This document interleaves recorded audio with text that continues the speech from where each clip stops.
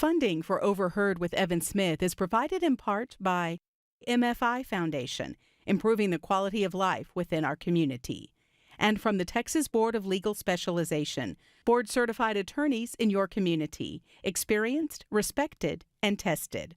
Also by Hilco Partners, Texas Government Affairs Consultancy, and its Global Healthcare Consulting Business Unit, Hilco Health, and by the Alice Clayburgh Reynolds Foundation. And viewers like you, thank you. I'm Evan Smith. They're husband and wife indie rock pioneers who formed the influential and much admired band Yo La Tengo 3 decades ago. Their 13th studio album, Fade, was released last year. They're Ira Kaplan and Georgia Hubley. This is Overheard.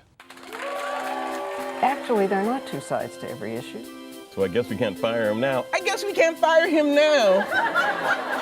The night that I win the Emmy. Being on the Supreme Court was an improbable dream. It's hard work and it's controversial. Right. Without information, there is no freedom, and it's journalists who provide that information. Window rolls down and this guy says, hey, it goes to 11.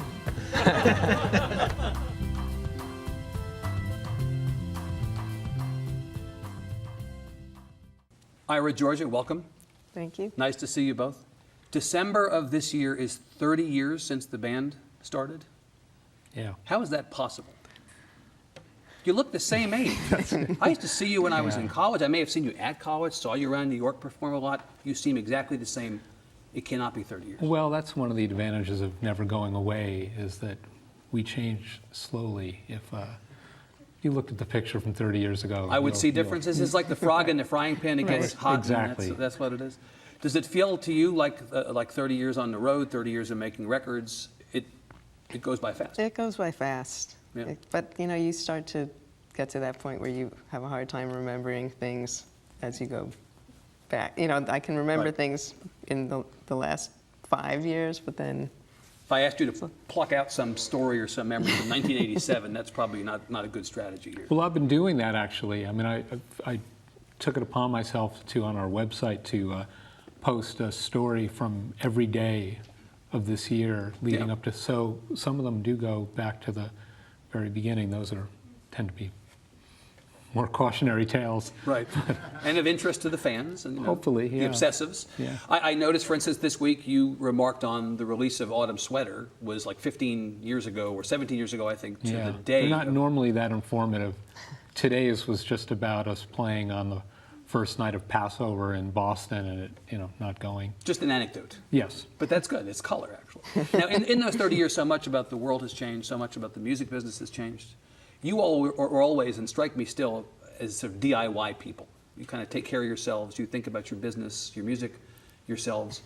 But the whole concept of labels and the whole concept of distribution and everything has kind of blown up and been rebuilt. How has that impacted your lives as musicians at all? I'm never sure how to answer that question. I mean, it's getting off to a good start. Yeah, I mean, we are so self-contained that I don't feel. There's been times I've argued that we're not even in the music business. That we explain.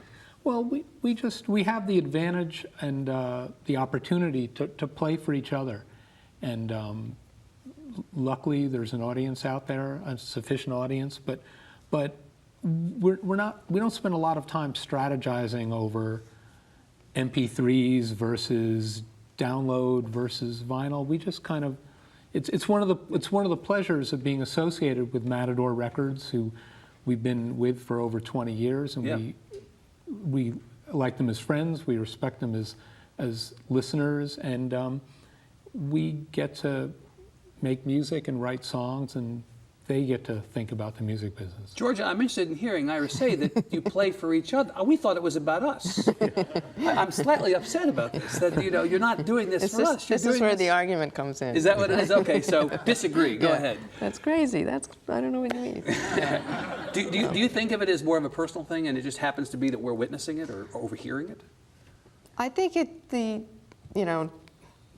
success, such as it is, that this band has had, however you describe that, I think is we do basically follow what we want to do and follow the kind of, instinctively what we want to play musically. Right. And when people respond, it's great, but we still kind of basically do what we want and what we respond to as, Yeah. you know, not just the two of us, but the three of us. And, Right.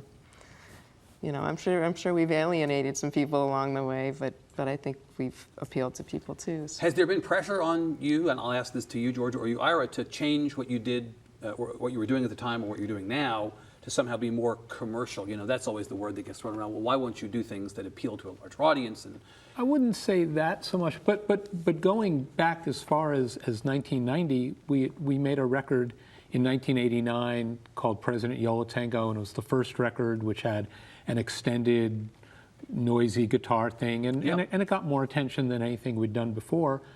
And 6 months later, we had no bass player again, which was kind of a running theme of our early years until we met James. So we decided to make a folky covers record.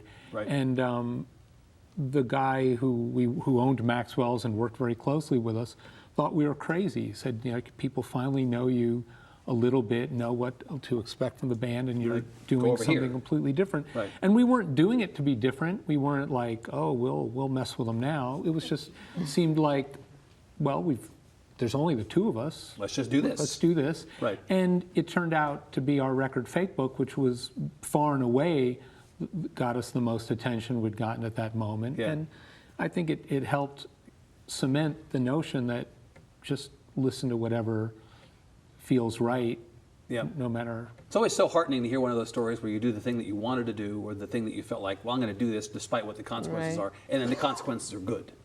It's a nice thing.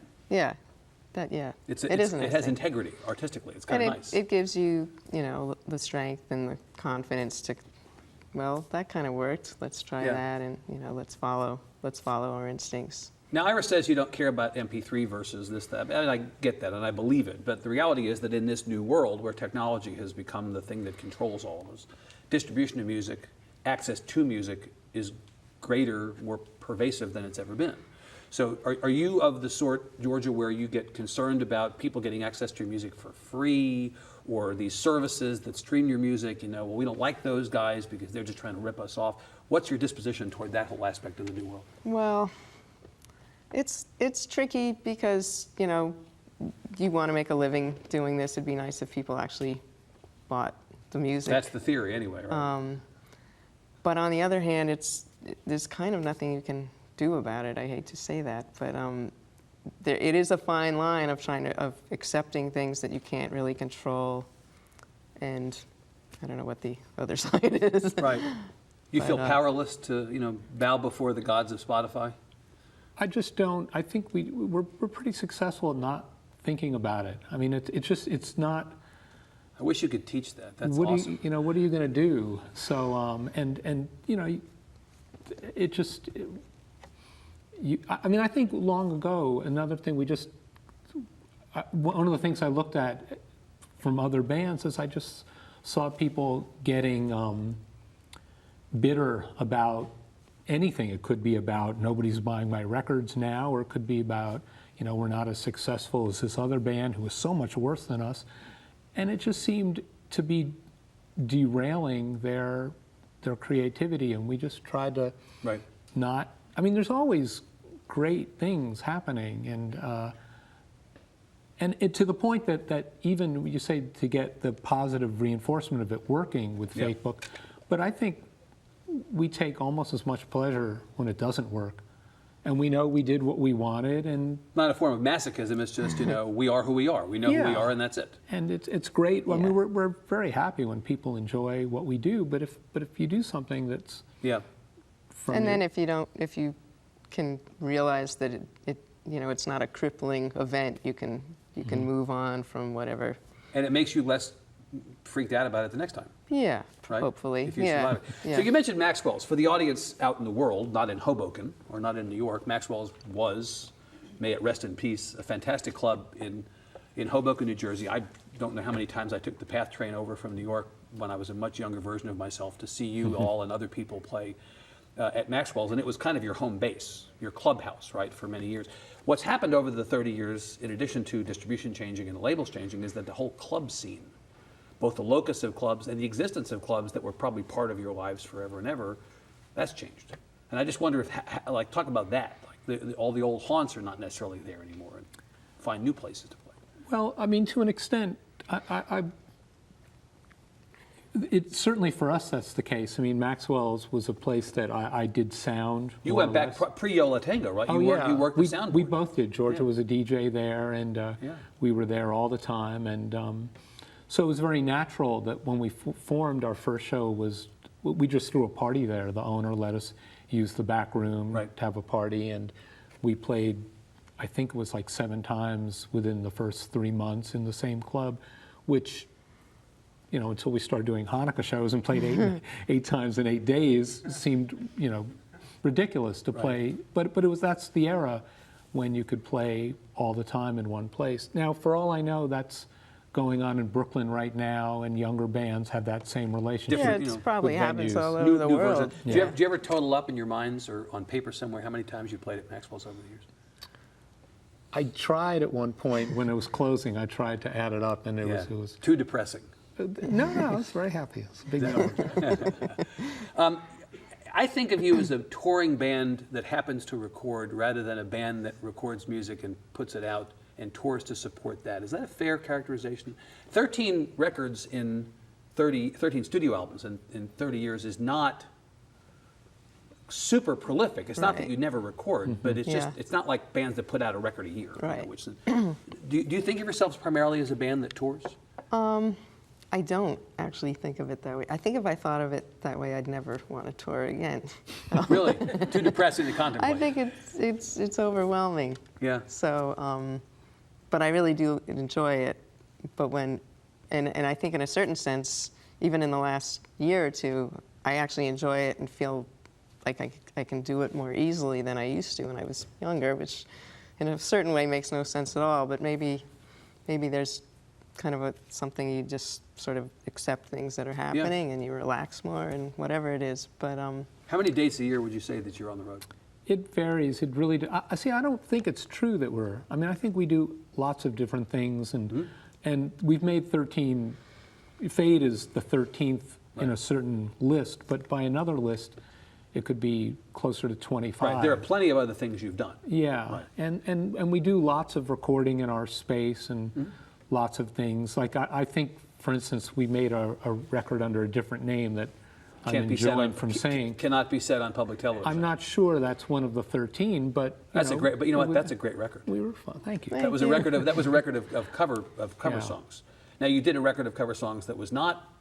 You're not enjoying from saying that. That was a record called Yo La Tengo is Murdering the Classics, and it has a number of wonderful songs, including, and it's a perfect transition, Ira, including a version of the New York Mets' old theme song "Meet the Mets," which, if I were a different kind of host, I would demand that you sing right now. But this is actually important because if you go back to the origins of the band, one of the things, the legend is, that brought the two of you together, I'm assuming it's like early 80s, maybe even late 70s, early 80s, was a love of the Mets.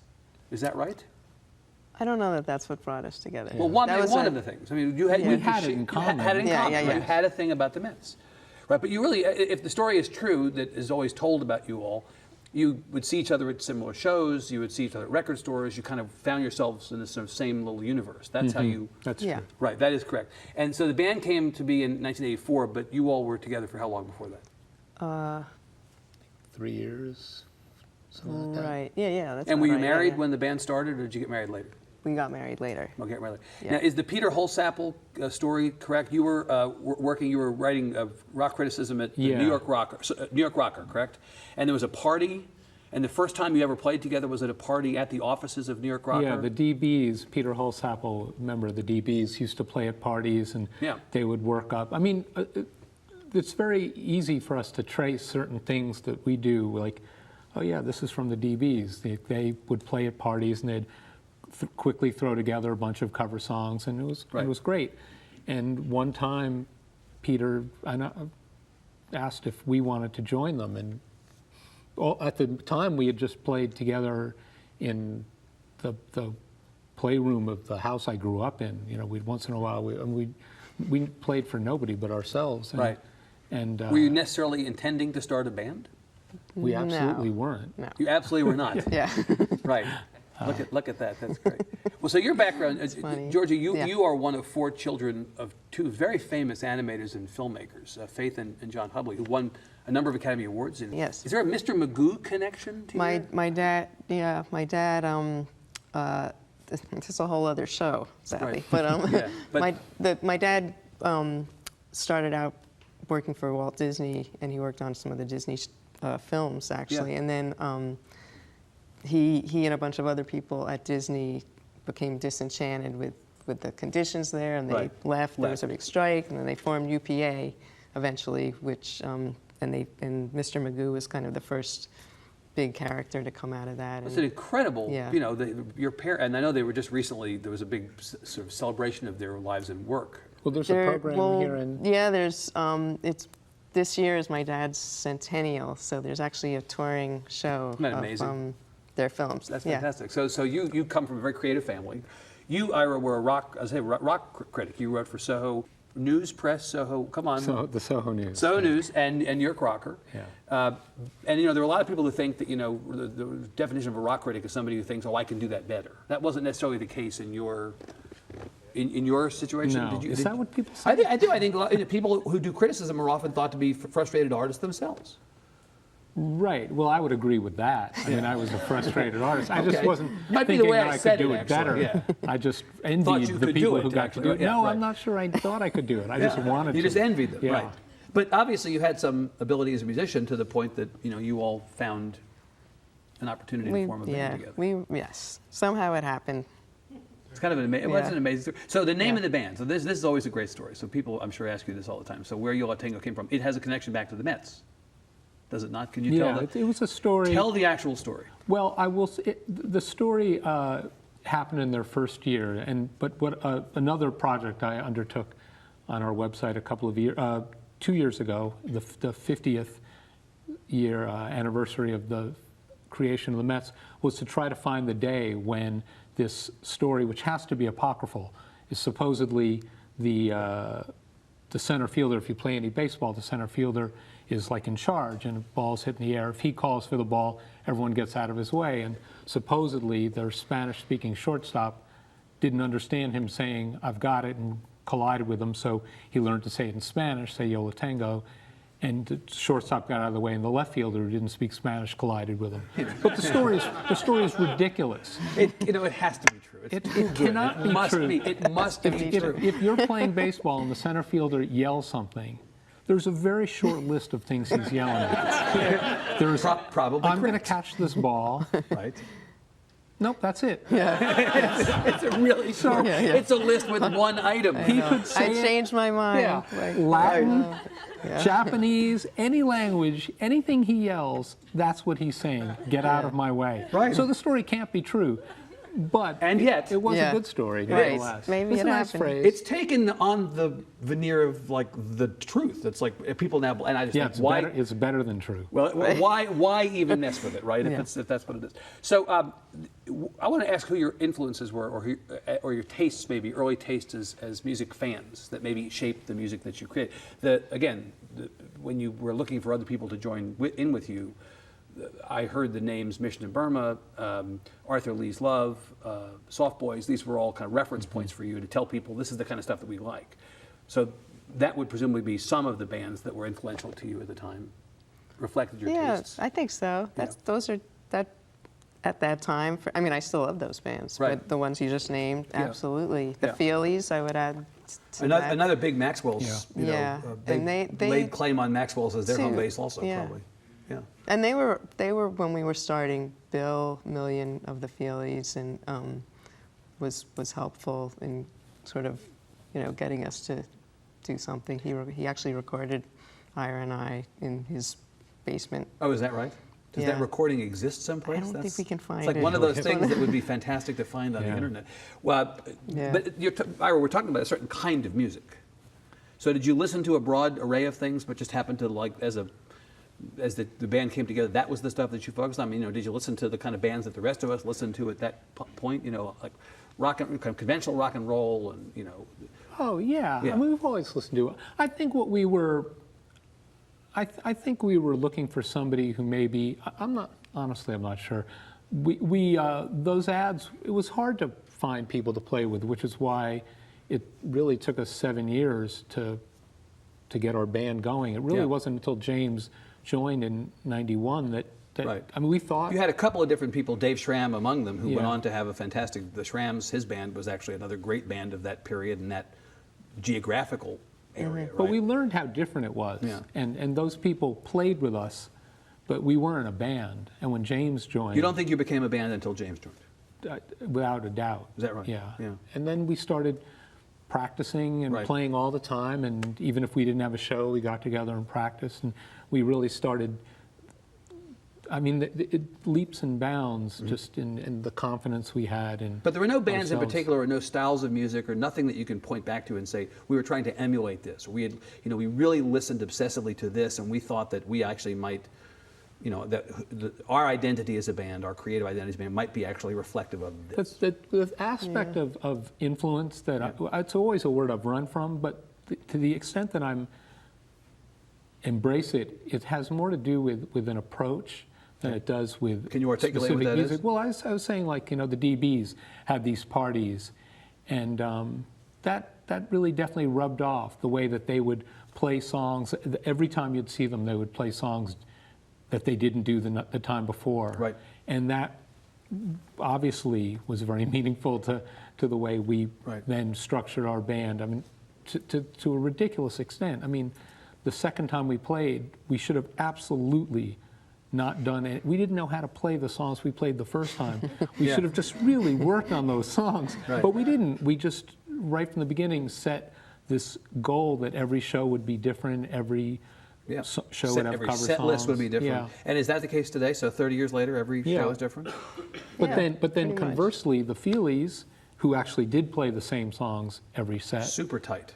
but the meticulous approach that they took, and you'd watch Dave Weckerman with holding claves, and then somewhere in the second verse you go click, and you go, wow, the song really, there it was. It just created so much, and even as Georgia said that Bill Millian recording us this first time, we played a little, and then Bill added this little guitar part, and I was like, wow, transformed it. Now it's music. Yeah. And so that kind of fastidious approach to making music, I think we learned a lot from them. So it wasn't necessarily to sound like them, but to think the way they did. Mm-hmm.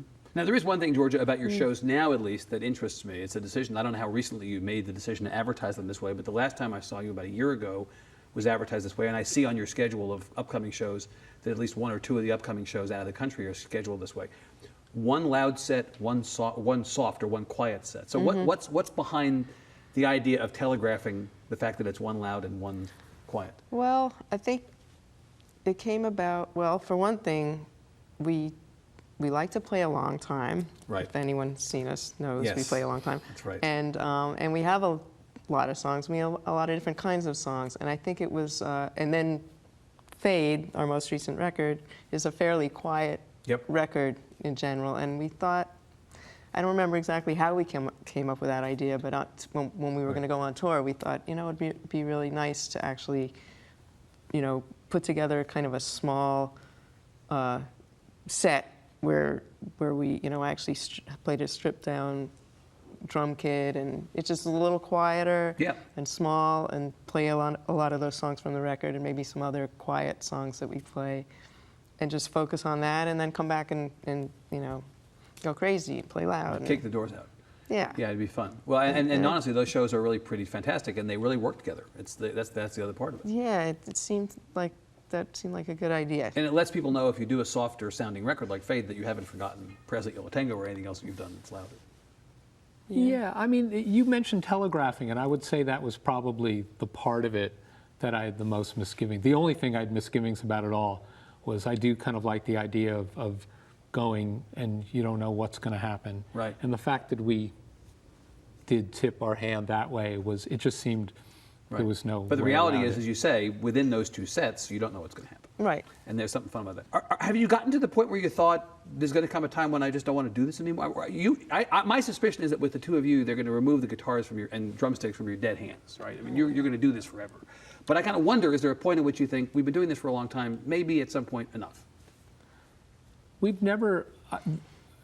We never thought about it one way or the other. Yeah. I mean, we didn't start out saying 5 years and then we'll get real jobs. I mean, we might have told our parents that, but you know that was not our plan. Yeah. We never had a plan, so why start now? Right.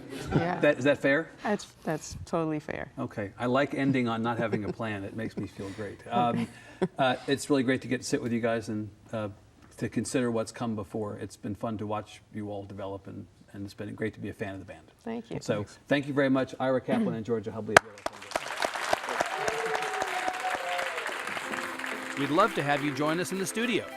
Visit our website at klru.org/overheard to find invitations to interviews, Q&As with our audience and guests, and an archive of past episodes. Over the years, we've been asked to license songs to commercials, which was nothing we ever wanted any part of. But we were very happy to write our own music, write original music for it. We kind of didn't want to take a song that had other meaning to us and apply it to Starbucks.